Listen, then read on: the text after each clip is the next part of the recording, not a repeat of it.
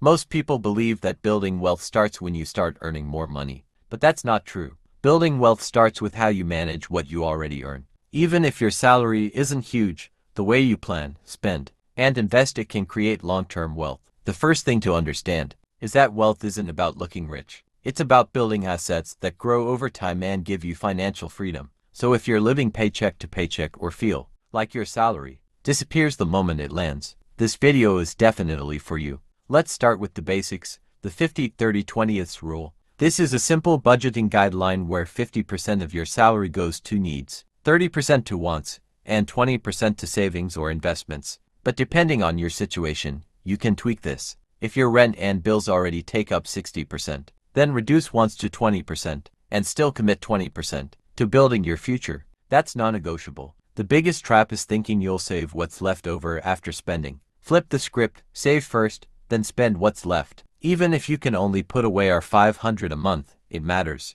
Now let's talk automation. One of the most powerful ways to build wealth on a salary is to automate your savings and investments. The moment your salary comes in, let a portion automatically go into a separate savings account or investment platform. That way, you remove the temptation to spend it. Out of sight, out of mind, but growing in the background. If you can get into the habit of paying yourself first, you're already ahead of most people. Another underrated tip is tracking your expenses for 30 days. Just 1 month. Write down or use an app to record every single thing you spend on. You'll be shocked at how much disappears on things you don't even remember buying. Once you know where your money is going, you'll be able to plug the leaks and redirect that money toward wealth building instead of lifestyle inflation. Let's talk about high-interest savings accounts and investment platforms. If your money is sitting in a normal check account, it's not growing. In fact, inflation is eating it. But there are online savings platforms, like TimeBank or Discovery Bank's Savings Pockets,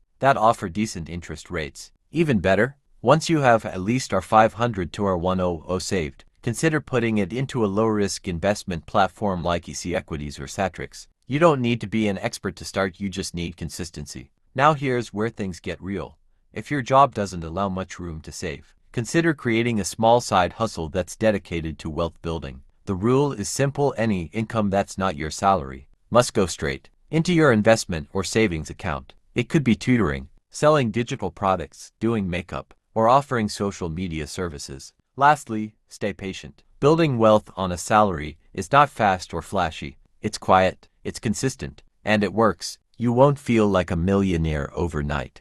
One of the most overlooked parts of wealth building is understanding your value in the marketplace. A lot of us are underpaid and don't even realize it. So ask yourself this: when was the last time you checked what others in your position are earning? Are you upskilling? Are you making yourself more valuable in your field? Because the more value you provide, the more you can charge or negotiate. That increase in salary can go directly toward investments, not lifestyle upgrades. I know it's tempting. You finally get a raise and think, yes, time for a new phone or a better car. But that's the trap. Every salary increase shouldn't automatically mean lifestyle inflation. Try this instead.